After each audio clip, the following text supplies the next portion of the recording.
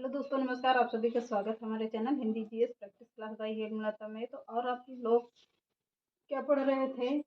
हिंदी साहित्य चल रहा है। हिंदी साहित्य की प्रैक्टिस से मैंने आपको थ्योरी वाली भी क्लास मिल रही है। थ्योरी के साथ साथ क्या है कि आप लोगों को उसकी प्रैक्टिस भी दे रहे हैं। तो प्रैक्टिस से जहाँ से जो थ्योरी में करवाते हैं उसका प्रैक्टिस भी दे रहे हैं। तो आप लोग इसको ध्यान से देखा करिए कि प्रश्न कैसे बनता है। एक एक प्रश्न इम्पोर्टेंट रहता है। तो चलिए देखते हैं। आज का पहला प्रश्न देखते हैं। निम्नलिखित पुस्तकों में सूरदास की श्रेष्ठ कृति के रूप में कौन सी कृति विख्यात है? निम्नलिखित पुस्तकों में सूरदास की श्रेष्ठ कृति के रूप में कौन सी कृति विख्यात है? तो कौन सी कृति विख्यात है? तो कौन सी होगी? सूर्य सागर है। सूर्य सागर क्या है? सूरदास की श्रेष्ठ कृति के रूप में क्या है? विख्यात है। कौन सी पुस्तक है? तो सूर्य सागर है। तो अगला प्रश्न देखते हैं। निम्नलिखित में से सूरदास के भ्रमर गीत में सूरदास के भ्रमर गीत में किसकी प्रतिष्ठापना है? किसकी है? सगुण के सरसता की है। किसके? सगुण के सरसता की है। अगला प्रश्न देखते हैं। भ्रमर गीत में गोपियों के समक्ष क्या? गोपियों के समक्ष होगा। समक्ष उद्धव किस भूमिका में है? प्रश्न कह रहा है भ्रमर गीत में गोपियों के समक्ष उद्धव किस रूप में है? तो किस रूप में आते हैं? तो संदेश वाहक के रूप में आते हैं। किसके रूप में आते हैं? संदेश लेकर आते हैं। संदेश वाहक के रूप में आते हैं। अगला प्रश्न कह रहा है सूर्य के भ्रमर गीत यानी सूरदास के भ्रमर गीत के संदर्भ में संवेदना और शिल्प की दृष्टि से कौन सा तथ्य सही नहीं है पूछता है। इसको विशेष ध्यान दीजिएगा कि सूरदास के भ्रमर गीत के संदर्भ में संवेदना और शिल्प की दृष्टि से कौन सा तथ्य सही नहीं है। तो कौन सा तथ्य सही नहीं माना जाता है? भावुकता, ऑप्शन दिया है, भावुकता है, क्रूरता है, वक्रता है और दग्धता है। क्या है? दग्धता है। तो कौन सा सही नहीं माना जाता है? कौन सा सही नहीं माना है? तो नहीं है तो विशेष ध्यान दीजिएगा कौन सा नहीं होगा। क्रूरता ही है। बाकी भावुकता, वक्रता, दग्धता है, तीनों है, बाकी क्रूरता नहीं है। अगला प्रश्न देखते हैं। भ्रमर गीत में वैशिष्ट क्या है? भ्रमर गीत में वैशिष्ट क्या है? इसको देखते हैं। तो वैशिष्ट क्या है? उपलब्ध है। काव्य में क्या है? उद्धव गोपियों का संवाद है। किसमें? भ्रमर गीत में। वैशिष्ट क्या है कि उपलब्ध काव्य में किसका? गोपी और उद्धव का जब संवाद होता है, जो वार्तालाप होता है, कृष्ण के बारे में संदेश बताया जाता है, बताते हैं उद्धव जी, उसी का वार्तालाप होता है, उसी का संवाद है। अगला प्रश्न देखते हैं।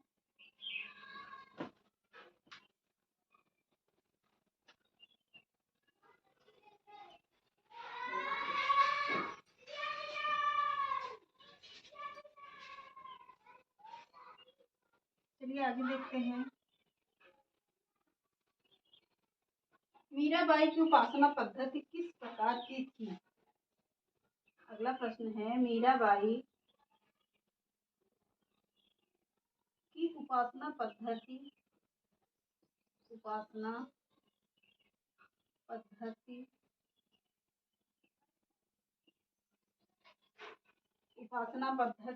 किस प्रकार की थी?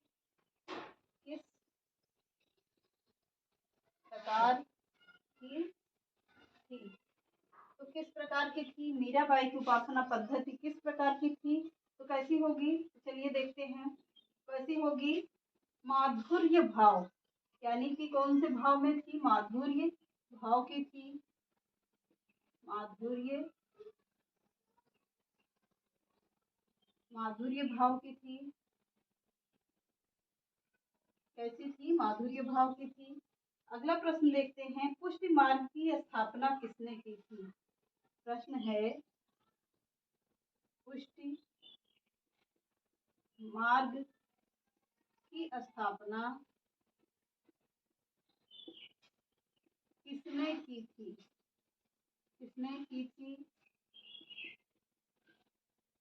तो पुष्टि मार्ग की स्थापना किसने की थी? वल्लभाचार्य ने की थी। किसने किया था? तो वल्लभाचार्य ने किया था। वल्लभाचार्य ने किया था। अगला प्रश्न है, सुदामा चरित्र किसकी रचना है? सुदामा चरित्र किसकी रचना है?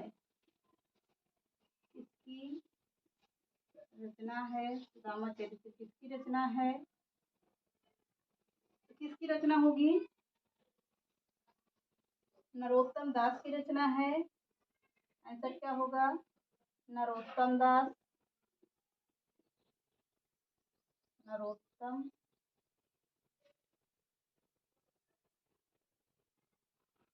नरोत्तम दास की रचना है।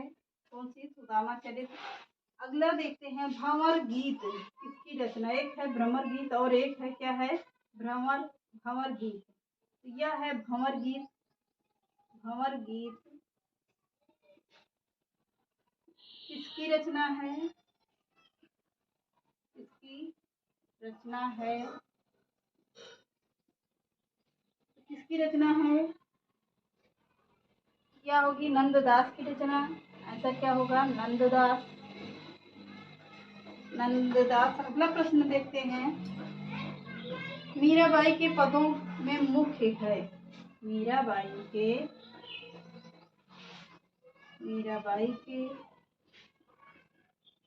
पदों में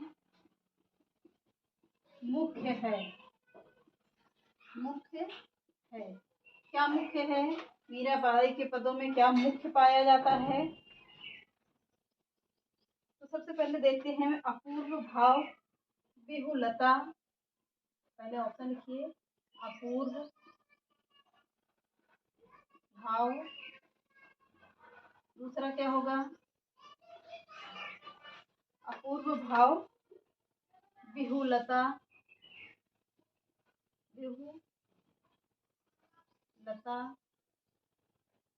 अपूर्व भाव विहुलता। दूसरा ऑप्शन लिखिए, रहस्यानुभूति।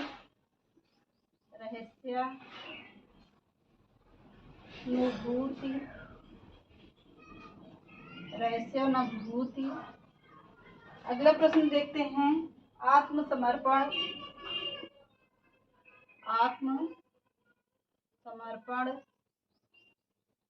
डी ऑप्शन लिखिए, भगवत विरह की पीड़ा। भगवत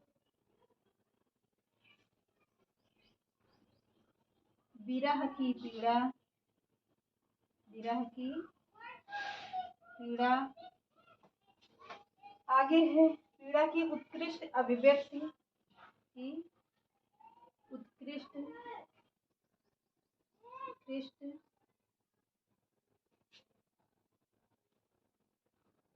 एक मिनट।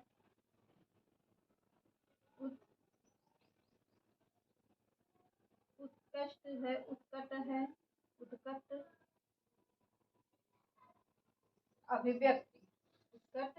अभिव्यक्ति है।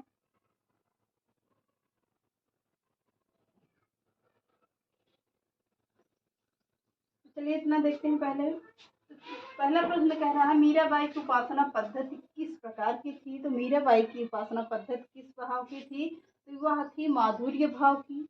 मीराबाई में अपनी रचनाएं करती थी तो माधुर्य भाव की थी। अगला प्रश्न है, पुष्टि मार्ग की स्थापना किसने की थी? तो पुष्टि मार्ग की स्थापना किसने की थी? वल्लभाचार्य ने की थी। अगली रचना है, सुदामा चरित्र किसकी रचना है? तो सुदामा चरित्र किसकी रचना है? बहुत पूछा जाने वाला प्रश्न है। किसकी है? नरोत्तम दास की रचना है। देखने में सहला है पर कभी कभी कंफ्यूजन हो जाता है। किसकी होगी? नरोत्तम दास की है।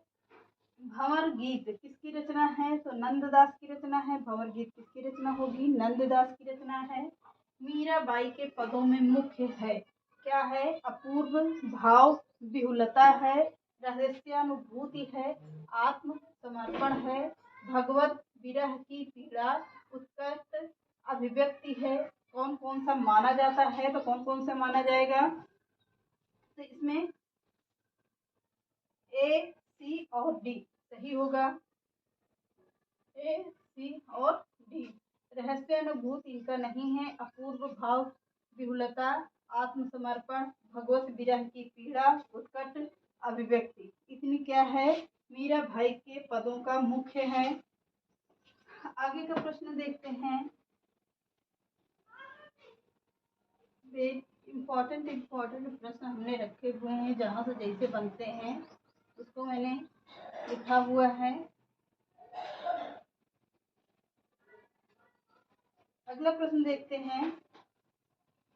निम्नलिखित में से अष्टछाप के एक कवि हैं। प्रश्न कह रहा है निम्नलिखित में से अष्टछाप के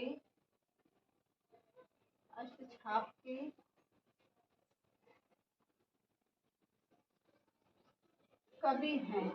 अष्टछाप के कवि हैं, कौन होंगे? अष्टछाप के कौन कवि हैं? तो चलिए देखते हैं। पहले ऑप्शन देते हैं। पहला ऑप्शन होगा श्री वल्लभाचार्य, श्री वल्लभाचार्य।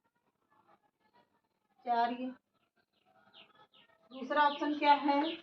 स्वामी विठलनाथ, स्वामी विठलनाथ। तीसरा ऑप्शन क्या होगा? विद्यापति। डी ऑप्शन क्या होगा? कृष्णदास।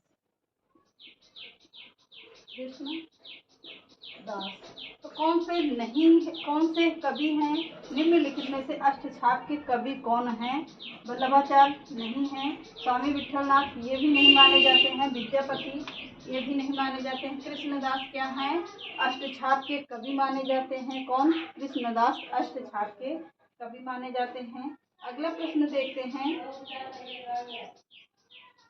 मनुष्य होने पर रसखान ने कहा बसने की इच्छा व्यक्त की है। अगला प्रश्न कह रहा है मनुष्य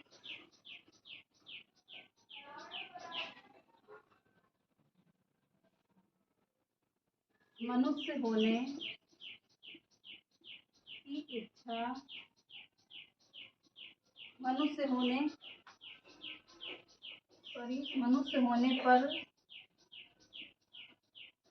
होने पर रसखान ने कहा, किसने? रसखान ने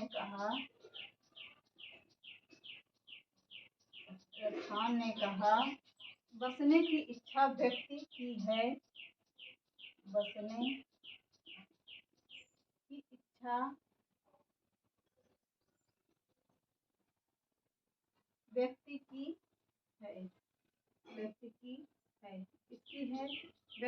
है। तो प्रश्न का मतलब क्या है? बसने की इच्छा व्यक्त की है।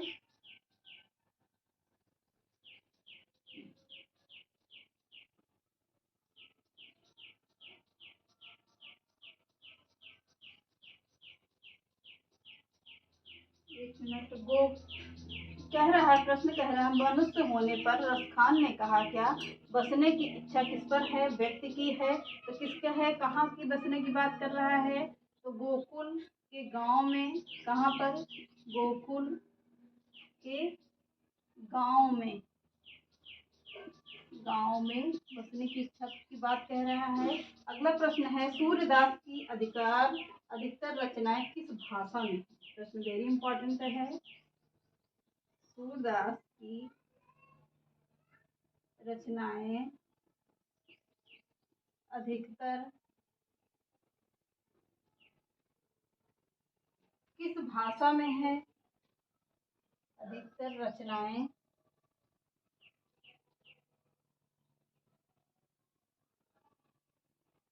किस भाषा में है? किस भाषा में है? तो सूरदास अधिकतर रचनाएं किस भाषा में करते थे? तो ब्रज भाषा में करते थे। किस भाषा में? ब्रज भाषा में करते थे। अगला प्रश्न देखते हैं। महिला आंचल उपन्यास किस अंचल से जुड़ा है? वेरी इंपॉर्टेंट प्रश्न है। महिला आंचल